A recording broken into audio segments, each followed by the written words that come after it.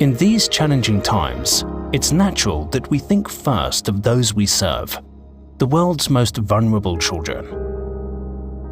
And it's natural that we also think of our colleagues working in difficult, sometimes life-threatening, conditions all over the world.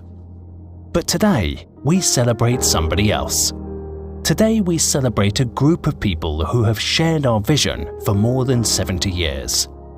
A group of people who have trusted us to transform lives and change the world. The group of people who make all our work possible. Our supporters. 70 years ago, fundraising centered around wealthy philanthropists. But over time, mass market fundraising took off. First with door-to-door collections, cake sales and events, then direct mail and street fundraising. And most recently, online fundraising has come to the fore. Through all of those changes and all of those challenges, our supporters have been with us every step of the way, making possible everything we do. Thanks for everything.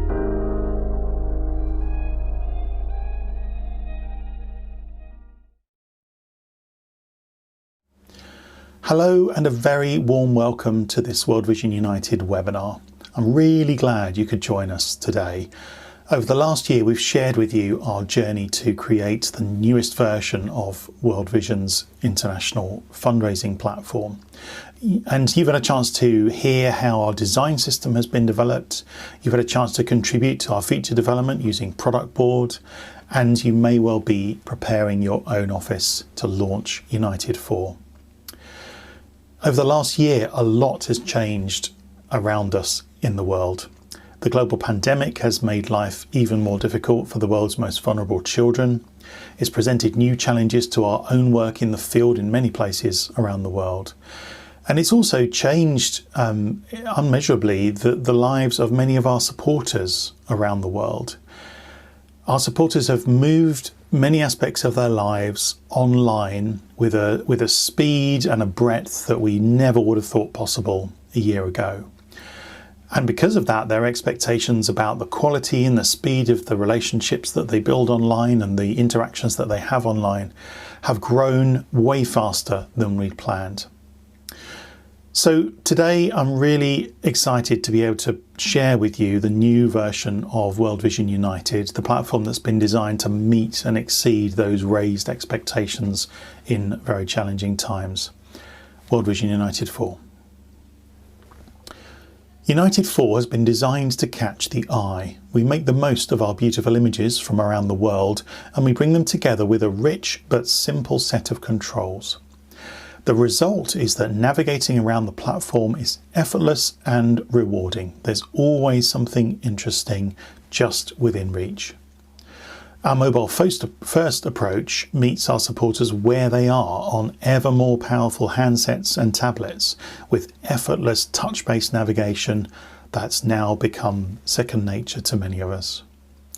And of course, user experience isn't just about looks. We've designed United 4 from the ground up to be fast. From our core platform on Microsoft Azure to our design system constructed around simplicity and efficiency to our intelligent rendering, drawing the contents of larger pages only when they're just about to come on screen. It all adds up to an effortless experience for the supporter. And don't be fooled by its intuitive interface. United 4 is also extremely powerful. Under the hood, there's a lot going on. In the child sponsorship widget, for example, a support office only has to select the child IDs that are available for a sponsorship, and United 4 talks directly to the latest API in Horizon, bringing back child photos and information and ensuring that the very latest field data is available to our supporters. And finally, let's touch on scale. By building in Azure, we've a partner with global reach, and by designing that in from the very beginning, we've created automated systems capable of delivering the platform, including all of its content and updates, into local data centers worldwide. So let's take a closer look at the platform and get into some of the details about what it can do. Each page on United 4 is made up from a number of widgets. And each of those widgets is an intelligent control that does a specific job for our supporter. You can see here that as we begin, we have a large image, title and button together, which when we put those together, we call a call to action. And the idea there is that we clearly indicate to a supporter that there's something right there that they can act on immediately. But if they don't want to do that and they scroll down, we can see here that we have a group of what we call teasers. In this case, this is used to show off our core fundraising offers and a couple of other specific pieces of content. And in this case, that's been selected by the editor. But actually, this control is available in a number of different flavors, including being able to select content of certain types so that that will automatically update with new content as it's added to the site. Great way of keeping your pages looking really fresh. If we scroll down again, we can see there's a little bit more text and another call to action, this one for a campaigning activity. Now this is a secondary call to action on the page, so it looks low key compared to the first one that we saw further up. There shouldn't be any doubt as to what's the most important link on the page, but we want the user to also understand that there are rich options available. If I scroll again, you can see that below we have what we call pods. Now these are for conveying short, punchy pieces of information in a dynamic and graphical way to give the supporter the opportunity to look a bit further if they want to, or just glide on past if they don't. And as we scroll again, I hope that you can recognize this as one of our power claims. We know that from testing that these are really, really important in building our supporters' trust in our organization. So we give pride of place and a really rich graphical treatment to them. And as we move on down, we come to a more interactive piece of content. Again, there's a video that we can embed right there and then in the page. Now, a page like this is put together to be very eye-catching, to give the supporter lots of different options and lots of areas to be interested in. But there are different types of pages available as well. And depending on where you are in the site, the platform will give you different options as to what pages can be created. And once you have created a page, the widgets are customizable again. So you're able to use different widgets to change the order around and create unique pages for every experience that you need. From telling stories, to answering questions, to signposting supporters, to lots of options available. Now, as well as content, of course, we need to support transactions. And so if I click across into the child sponsorship area, I can see here that we have the child selection control. Now on mobile, this works with a touch interface where you can move it left and right and click into the different children that are waiting for sponsorship here. On desktop, there are a couple of other controls as well that make that really intuitive. And if I click through and say actually start this process, I'm then into the sort of donation area and I start to move through the checkout. Once I've established the amount that I'm going to sponsor, and there are obviously limits and controls set here, I click ahead and move into the checkout part. And you'll notice that this is actually common across all of the types of payment that you might encounter across the site. It helps to keep the site really, really clear for users and avoid them having to sort of read closely the screen to learn a different layout that's been put there unnecessarily. Now we can enter in this case, an email and confirm that we're happy for that data to be used, and then press on to enter more information with different types of controls available there. Very much a standard checkout experience that you would expect from any sort of e-commerce or donation platform. And in this particular configuration, of course, with child sponsorship, we're set up to take a regular payment. So it's only going to give me the options configured for this country, which will allow regular payments. So that could be regular credit card or direct debit or equivalent to that scheme, depending on the geography that you're in. Now, another way we might give is slightly more flexible, and that's if we come across to a sort of general donation type or a childhood rescue type donation. And here we give the user a little bit more control about how they want their support to be delivered to the organisation. So they can choose a monthly donation, or they can choose to make a one-off gift. Now, once they do make that choice and begin to move back through, they'll see suggested donation amounts again, and you can see here that this is different from what was suggested before because it's a different type of donation. So the different donation types can be set up on a per campaign basis, even in this very, very first release of the platform. As we move on through, we're back into what you can now, I'm sure, recognise is a common experience to what we just encountered.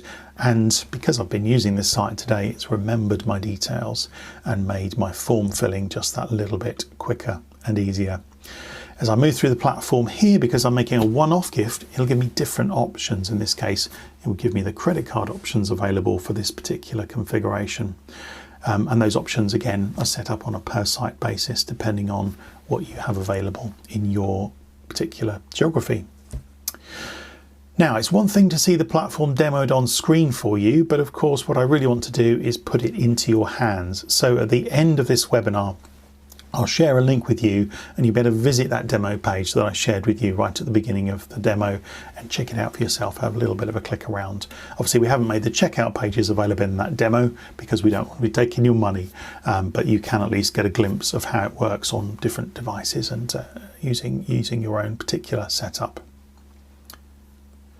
Now, while the experience has been designed very much with the supporter at the centre and heart of it, it's all about value for the supporters, we also remember that our own editors, our own staff members in support offices around the world have a job to do in getting content into the system and making sure that it stays fresh and engaging.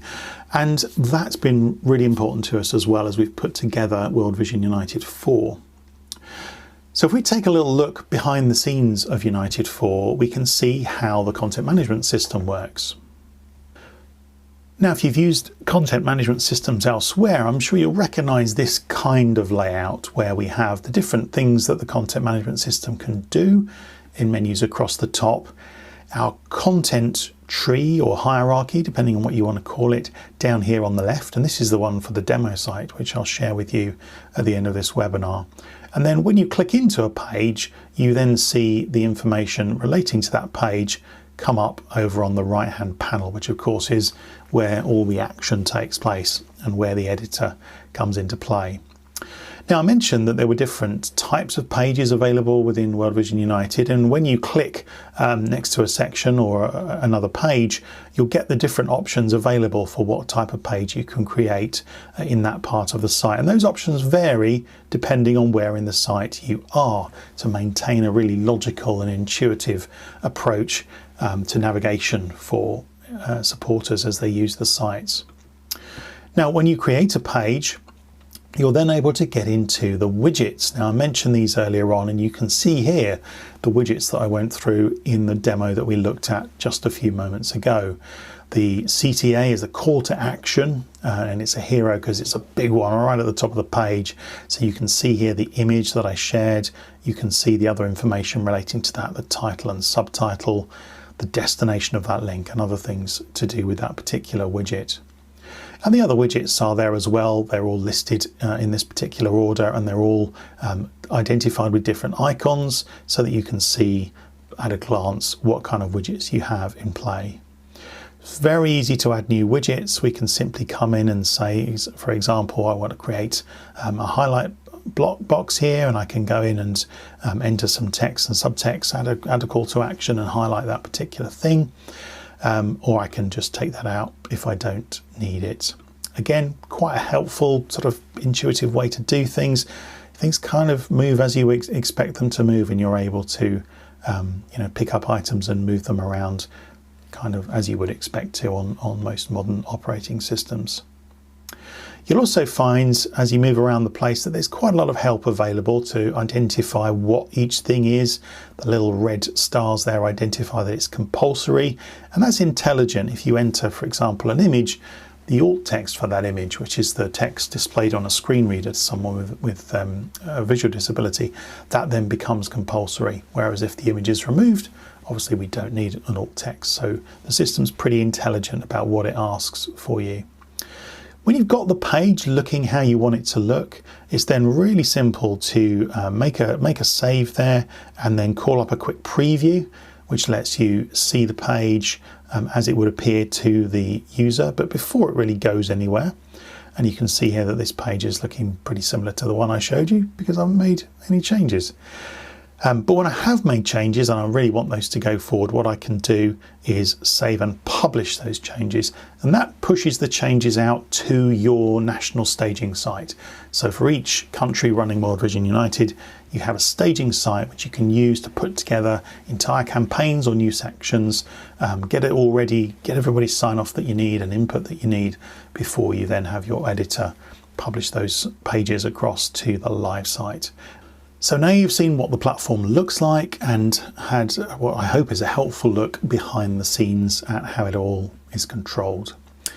But it doesn't stop there. The team has already delivered over 4,000 user stories, each one of those representing something of value to our supporter. But every 2 weeks, another set of stories is released live onto the platform, bringing new improvements, additional features, and new capabilities to what you can do online with your supporters.